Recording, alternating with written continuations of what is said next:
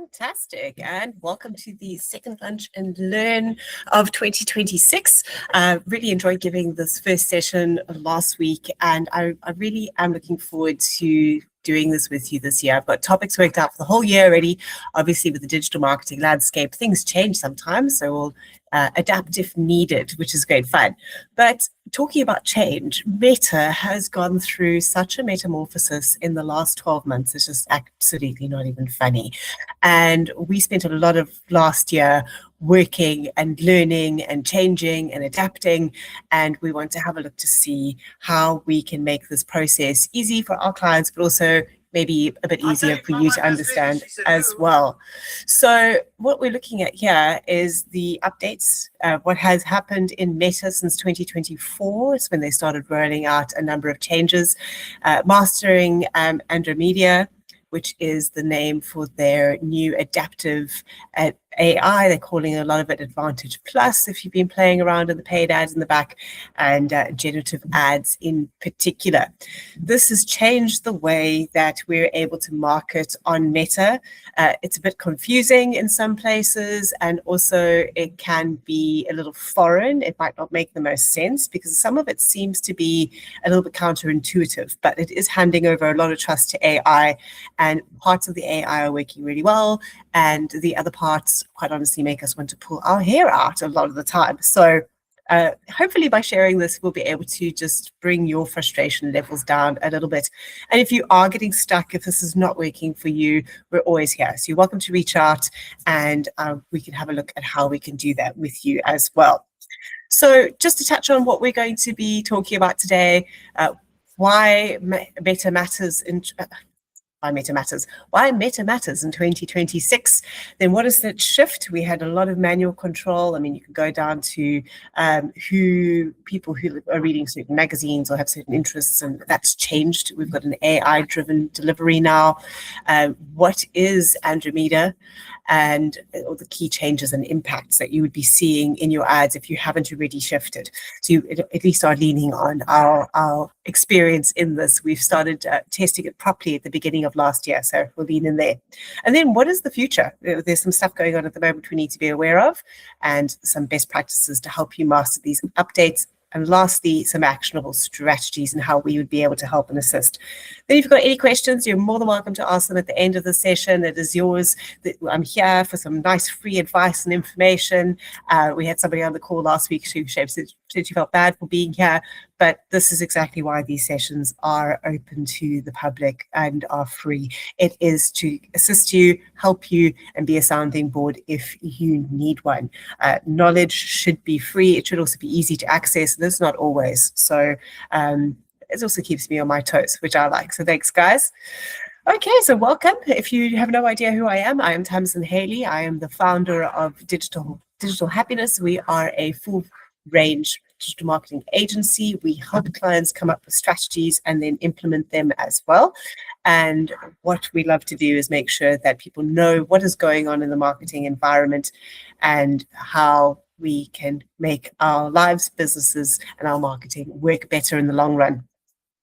So just to give you an idea of the big picture for Meta in 2026, AI is now fully integrated into their advertising, and that's happening at all levels. So on a creative side, there is a lot of AI in there, as well as in the targeting. Now, the AI on the creative side, I find quite frustrating. There was plenty of times last year where you may have seen some strange things happening on Facebook, like posts written in different languages all of a sudden. And we were getting those phone calls from clients going, which is English in an English-speaking country in an English-written ad that I signed off. Why is it showing up in Hebrew or Arabic or Spanish online? People are screenshotting it and sending it to me. And that's because the Meta has taken a bit of the Microsoft approach, where the end user has now become their beta testers, meaning that they're releasing things before they've finally worked out all the bugs. Frustrating, annoying. Is it messing with our ad budgets a little bit? Yes, it is.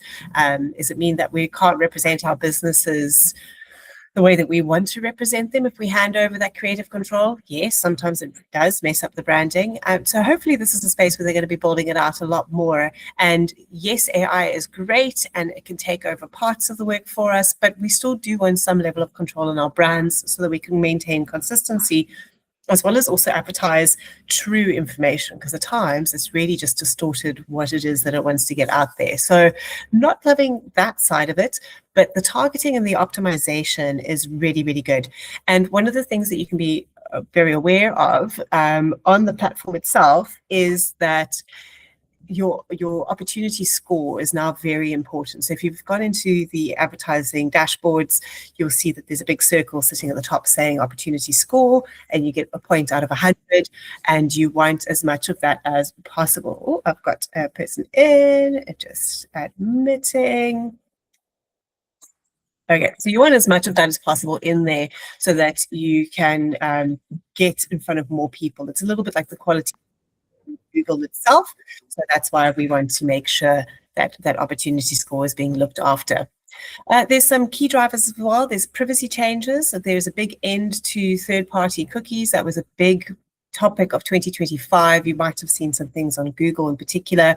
So it's really just trying to help the individual have power over their own information. And it means that we need to be focusing on first-party information. So we were talking about last week. So anytime somebody contacts you, maybe a supplier, maybe somebody who wants a quote from you or has purchased from you, that would be first-party data because they've given it to you directly. So that is a nice big key driver, but your first party information can be used in some targeting as well, which is great because you can build more audiences that look like the ones that you're already selling to. So we've got a shift that's happened because of this, which has moved that advertising control to AI, and that is the matchmaker for ads and people.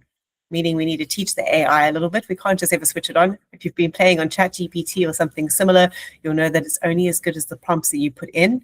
Now, Andromeda is a little bit smarter than that, which is great, but we need to still give it an opportunity to learn, to actually turn some ads on, teach it a little bit, and then it gets smarter and smarter over time. So it's quite cool to watch e-commerce campaigns in particular, because we've got all the information of the back end of the website as to what happened with the sales. And see how it's actually built it out, and then increases the sales month on month on month. So it does get smarter the longer that it runs. So Andromeda has delivered up to 5 to 10% of conversion lifts. So we're seeing a better, stronger advert that we did when it was being set up manually. So there's a great opportunity there.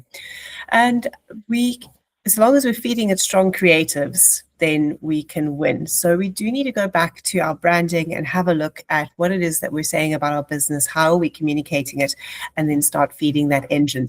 Then there's an opportunity for that creative that I was talking about that's really messy at the moment to start moving in the right direction. And yes, there's some work that Meta needs to do on that, but at the same time, we want to also have an opportunity to use the AI in all the spaces that it's being created. So what is Andromeda? It's what Facebook calls its AI that is plugged into the back of its ads. They are working on some other AIs. That's why it's not just Meta AI. And they're going to be looking at really enhancing the user experience across Facebook and Instagram this year. They're definitely moving in an interesting direction as a company. They had their first open conference last year, which I attended. It was very interesting to see what they were talking about and what they're focusing on. And then you'll have noticed that there's been a couple of facelifts to the platforms as well, especially in the last 6 weeks. So they are focusing on the platform as a whole. But Andromeda was launched in late 2024. So we started seeing an effect on the advertising around March as they were integrating more and more and more of the different features. And they said that it was going to completely replace the way that they've been doing the advertising. So you can still see it now. If you go in and you set up an advert, if you say new campaign, you get that little pop-up that comes up and you've got two options. And one is the Advantage Plus option, and then the other one is to do it manually. It's going to go away. So we have to learn and shift and make actually working for us. Oh, got another right in, admit. Hi, Michaela. Okay, back to slideshow.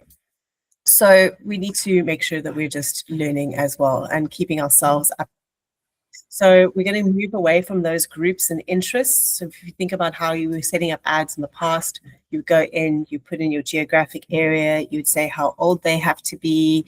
So you could be nice and specific, like 25 to 34, and you could go and put in a whole load of interests, and that's who it would then go and target. That's all gone. It does feel very strange setting up a first campaign with the AI, I won't lie, because you're handing over quite a bit of control, but there are opportunities to teach it what you want it to work with. So what it does is it actually analyzes the creatives. So whatever your marketing message is and whatever the video or the image is that you put up for the ad, that's going to teach it who you might want to connect with. Best way to make sure that that's working well is to always go problem solving first. So instead of saying, I sell this product or I do this service, talk about what kind of problem you are solving in people's lives. And then that's going to work a lot faster and get you results sooner as well. And then it's going to match you to the best possible people. So the creative is actually what's helping the whole process. It is also powered by some very advanced tech. All AI is. You might have heard that this is causing some, or it's going to cause some interesting new challenges for us as people and the world, because a lot of these data centers really that are holding these Nvidia superchips need water to keep them cool, so there could be a water problem, and they obviously take up a bit of space and real estate as well. And we're going to need more and more space for these as AI becomes more predominant in our lives. So they are powered by some of the best technology. They've gone and spent a lot of money building this out to make sure that they're staying competitive. So our key impacts that we need to keep in mind is that your creative diversity is king. If you're kind of putting up the same stuff the whole time, I mean, back in the day, 18 months ago, we would have been saying, well, we need to be changing up creative because psychologically we start switching off after we've seen the same thing too many times. So we need changes to keep people engaged. It's why advertising companies exist. It's why Coke has been bringing out different ads almost monthly for as long as they've been around. And now that diversity will help with the matching as well. So making sure you're testing and trying different creatives, but the message stays the same for your business would be the best way to have a look at that. And then what's happening with that is then you get the better matching, but also it's going to bring your costs down. And that's an important one, because not only is this a big impact as far as the AI is concerned, but last year Facebook pretty much doubled the advertising costs because they got to what they called their 0% organic engagement rate, which just means that your organic content that you spend a lot of time curating and putting together is now being shown to less people, if not zero, unless you're doing paid advertising. So they gave us that and they made it cost more. So wherever we can win a little bit, that's exactly what we want to do. So give me a lower cost per million. Yes, please. I'll take it any day. Now, you start off with your broad targeting. So for example, if we were doing the manual way, we might have gone for business owners if we were working with a B2B company or a product that we were looking to sell. And you could go and put in business decision makers, admins of business pages. You could be really nice and specific. You might even be able to put the professions in that you wanted to target. Whereas now, there isn't that parameter. You can make suggestions. So if you have a look at the Advantage Plus side of it, you can go in and say, well, I'd really like to talk to accountants. It might still go and put your ads in front of other people because it's not actually a constraint on the advertising anymore. And your creative could be teaching it something else. So there's a lot of freedom for it. And definitely in the first couple of months, especially depending on your budget, you might see some weird and spotty results. But after that, it becomes really, really good. And budget is a key bit here, because the bigger the budget, the faster it learns. So if you are a smaller business and you're using a smaller budget, just a little bit of patience, try teach it as much as you can, try keep your creatives nice and clear. You will get there, because they're going to be getting rid of the manual way of doing things. The sooner you move, the better. You can actually maybe even run a manual campaign next to an AI campaign while that one's learning, so that you're still getting the results for your business. But you're only going to be able to do that kind of a strategy for a very short period of time. So today rather than later. Very simplified structures, which is really nice. They really are pushing us to do fewer campaigns or ad sets, and looking at how we can structure those differently. And it's also starting to push us to let AI go and allocate that budget efficiently. Where it's seeing that there's a lot of interest, it wants to go and spend more budget, and where there is less interest, it wants to lean towards spending less. What does this mean for us making decisions about budget? So I'm thinking in particular with some of the bigger businesses that we work with where they might be running different promotions.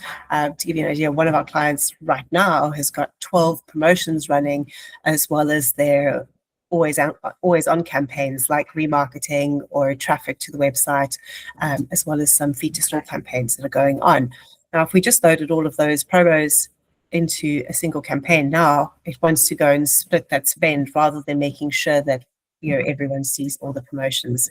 And businesses have gotten used to going and allocating different budgets to different things based on stock levels or what are their money makers or what do they want to be focusing on. So it can mean a little less control depending on how it's set up. But also, if you've got too many campaigns running for a single business at the same time, they're starting to compete against each other. So a rethinking and restructuring, if you're running a lot of ads, is going to be something you have to focus on.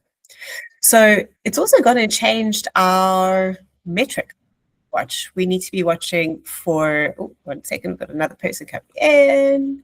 Admit, there we go. Okay, so the metrics that we were used to be watching were things like reach. Maybe we were watching frequency, so how often people were seeing ads. These are all new in now, which is quite great. So creative fatigue, it's starting to indicate when people are getting tired of seeing that advert. So that psychological phenomenon that I mentioned, where, when we see something too often, we actually start blocking it out. It's highlighting that, which is great. So then okay, I need to go and change this to a new video or a new graphic. If it's too similar to one of your other ads that you might be running, you get a score on that. And if it's too similar, then it actually decreases your performance and your entity ID, just to help avoid repetition. So we've got some repetition is good, too much is annoying, and they're trying to make sure that they get a value-driven opportunity for the people who they're showing these ads to. So as you can hear, there's a bit of homework sitting around these key impacts that we need to keep in mind, because it means that we're actually setting up ads quite differently than what we were with the manual way of doing things. So before, very granular targeting, narrow audiences, and we had to go and sit and manually do the bid tweaks as we were doing things, where now we have a much broader range of placements, creative portfolios, and that AI delivery is doing a lot of that work for us. It's going and finding audiences, and it's looking after the budgets where we want it to look after. What's good about this is I think a lot of the time people have struggled to do their own meta ads in the past, where maybe, you think your target market is a certain people, or you have gone in going, the amount of conversations we have with people where anybody and everybody who's interested in my product is going to be buying. You had to be really specific if you wanted Meta to work for you. Now you can be maybe a little bit less aware of your targeting, and it will still work for you because the AI is doing all the thinking. And because of that, it's also finding new audiences you might not have thought of. And there's that 5 to 10% increase in conversions off of this new way of doing the ads. So very impressive performance shift as well. Instagram as a platform is much stronger as well because of the AI that's going on here. They're using the information on the paid side to inform the rest of the algorithm. So we want to focus on what we're putting into this marketing engine and not controlling it. So good quality is going to be the way of the game going forward. So this is the next frontier. They're busy working on it at the moment. It's not 100% there yet, but they're going to be calling this generative ads. So it's a generative ads model. They've named it GEM just to be a little bit different. And what we're going to be doing going forward is basically giving it a URL, give it a budget, and then we're going to go and prompt it.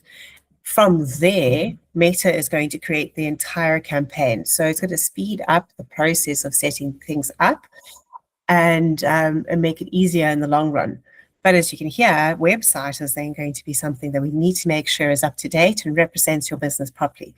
And there's other AI influences that we're having from Google and how Google's reading websites as well, which could change the way that we're looking at websites. So although this is currently not 100% clear as to what this looks like at the end of the process, it's something for us to keep in mind.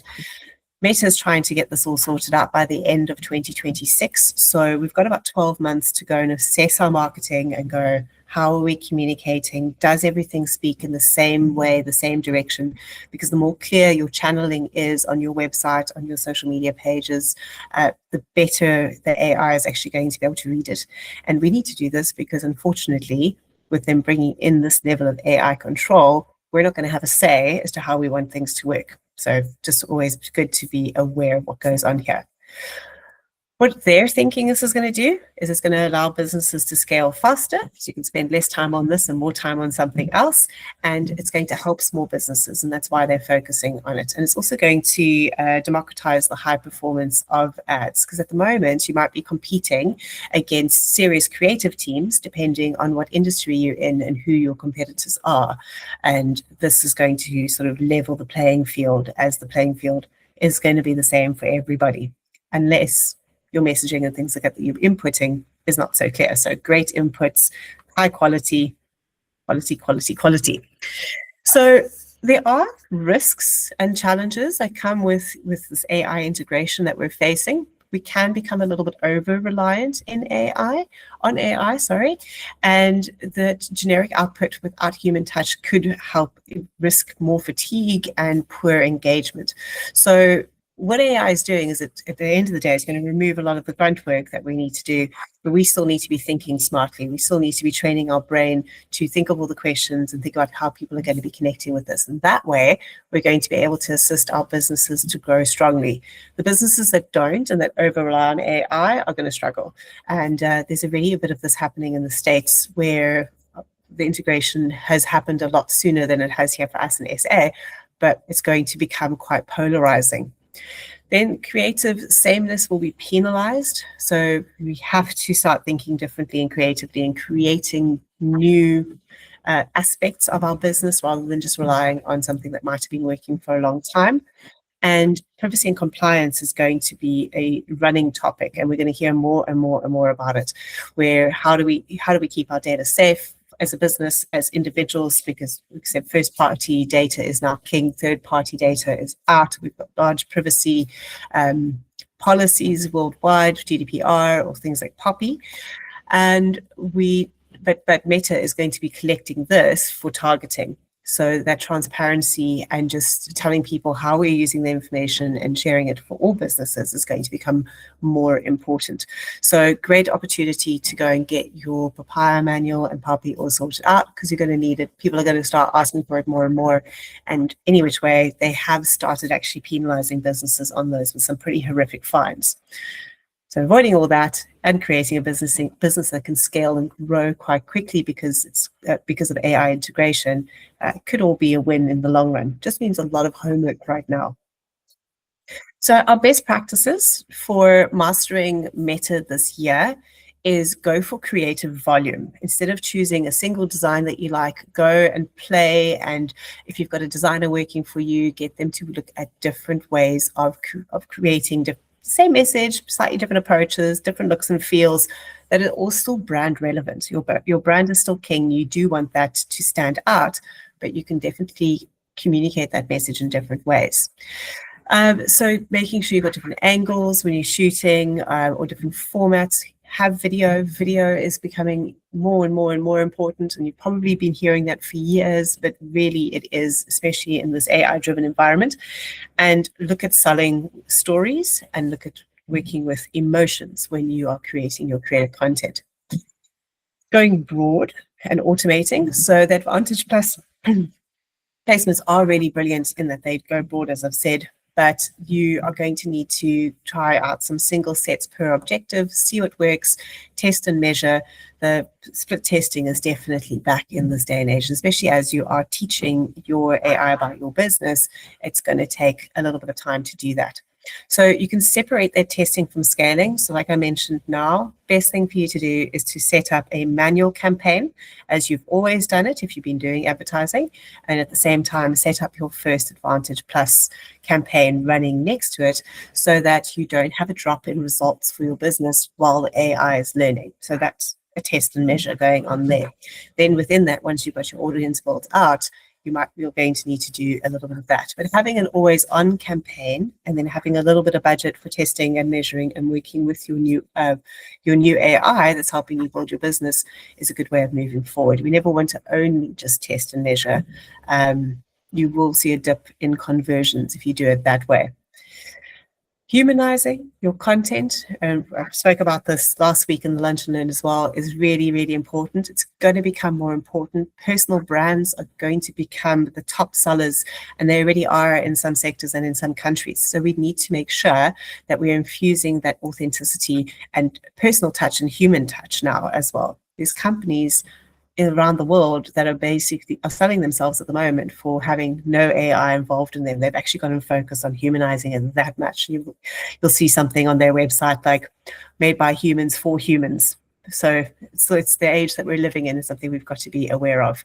And then watching those new metrics is incredibly important as well, because the metrics that we used to watch, yes, they're there, but they're not as important. And we're seeing in particular that creative fatigue being a big one, which is affecting the opportunity score at the moment, and they're going to become more prevalent going forward. So just to have a look at some stats and examples from real world. So the beta insight at the moment is that we've got a 5% plus Instagram conversion boost, as well as on Meta through Andromeda, which is the Advantage Plus AI on Meta. And we've seen that as well with the campaigns that we've been running throughout last year, and each month they get stronger. So it's a lovely time to have an e-commerce business, because you'll have those exact numbers and you can watch them grow. And for the rest of us who don't have that, we need to be measuring it and looking at how that is happening. How are we getting leads in? What quality are the leads? And make sure you're tracking it, because otherwise you're not going to see the shift and change as clearly. So what can work quite nicely on that creative to look at how we can get different kinds of creative into the AI and teach it is to mix things up a little bit. So definitely have your standard flyer type kind of designs that you would use to sell, but user-generated content, or your UGC, is fantastic. And that could be testimonials from clients. It can be, we're seeing a big increase of the effect of what's now called employee generated content. So if you've got people working in your business with you, ask them to shoot a video, help them to come up with some ideas with them in it, because we're trusting people who work in businesses who would probably know all the dirt behind the scenes to tell us how amazing companies are. And our younger generations, millennial and Z and Alpha, is going to be even more, in tune with this, want to know what's going on. They want transparency, and the AI is actually built around promoting this as well, especially on Meta. And then also curiosity hooks, really good. Great way to make sure that we are connecting in with the audience. So good mix of content will make a difference. Now, Meta, Facebook in particular, have for a very long time penalized businesses for having too much text on an image. When they first released it, I think a lot of people put a lot of writing in their designs. So you had to have about 20% of the image in writing at one point, and it has changed over time. But now we want to really avoid any small text overlays on images and minimize the amount of text, especially if you are going to be using the creative functions in the engine itself. There's one in particular that takes the image that you've put into it and gives you about 20 different variations of it. So text in weird places or small text could become quite distorted and create something that you don't want to associate your business with. So just keep that in mind. And then brands with diverse packs are seeing lower cost per million. So their budget that they're putting in, even though it has now made it more double as expensive as it was at the beginning of last year to advertise, means that that budget's going a lot further than if you are just loading single ads. So there is a bit of a catch-22 with that. So yes, the new way of advertising with the AI streamlines a lot of the process, and as we can see, it's going to get even more. Was going to do that even more so going forward, but you're probably going to spend a lot more time on what does this look like? What am I saying? What am I happy with? Okay, let's load up 5 options rather than one advert itself. So your designs might go up, but again, there are ways that you can use AI in other platforms as well to help you manage those design costs and times if that's something you're looking to do. Okay, so what next? What can you do right now to help with these efforts going forward, because businesses are going to be affected? So you need to just have a first look at what is your current setup. Do an honest audit about the business, and that goes from everything on your Facebook pages actually and your website, as we've just seen that the AI itself is actually going to start drawing its own ads from website URLs going forward, and try and consolidate into fewer campaigns if you're running lots of them. If you're running one and you tend to only have one running a month, you're in a good space, keep it that way. But where we're over complex, we need to be consolidating it. We also need to build a creative system. So I've just said load up 5 ads, but we need to actually be going for 8 to 10 looks and feels per campaign so that it's nice and varied. And we are fighting that creative fatigue, which is now that new metric that Meta is using to assess our ads. And look at how these AI tools are actually helping us. So enable some of the generative features, but always review the outputs. So hand some of the work over to AI, but assess it. Keep thinking smart. The smarter you think, the better your business is going to do at the end of the day. And then making sure that you are integrating your ecosystems. So marketing is something that we do for businesses all the time. I actually took a big pause last year on our own marketing because, one, I think I'd gone and created too many things in different directions. And I didn't have a plan at the time on how to put it all together. So just a little bit of stepping away and looking at it from different angles has helped create a better ecosystem. And you can do the same. So you can go and have a look at what is going on. Does everything speak the same language? And what needs to shift if it isn't? We are going to be moving into a space where the Google AI is talking to the Meta AI, is talking to the TikTok AI, and we're already seeing a little bit of that in the paid environment.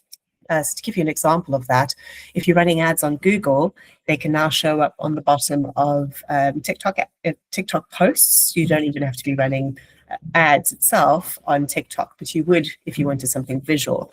And these visual ads from TikTok and Facebook and Instagram could also be integrated into Google platforms and services. So there is a bit more collaboration happening because of this AI advancement. And then always start small. So if you are doing some advertising already, put a little bit of your budget towards testing. And like I said, get a manual campaign running, start teaching that AI. Don't get to a point where they switch off the manual and you haven't even got there. And now you've got to wait 3 months because you've got a conservative budget and you can't put a whole lot of money into it to teach it faster. But even saying that, I mean, some of our clients where we've done this move over and where we've had a nice large budget, when I'm saying large, I'm talking over 100,000 Rand a month, that kind of large. It took 3 months for it to become really intuitive. And then the sales have grown month on month on month. So doesn't mean you have to have a big budget. Let me just quickly clarify that, because we've also done it the same with smaller budgets and it takes a little bit longer, like 4 or 5 months. But yeah, getting something up and running now is going to help you in the long run.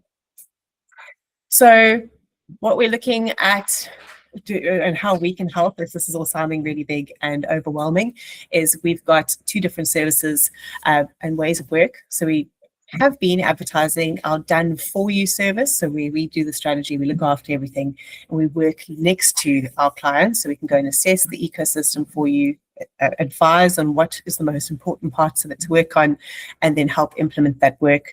But this year I am going to be launching marketing coaching groups as well, which is going to be a more done with you service. So help you walk through it step by step.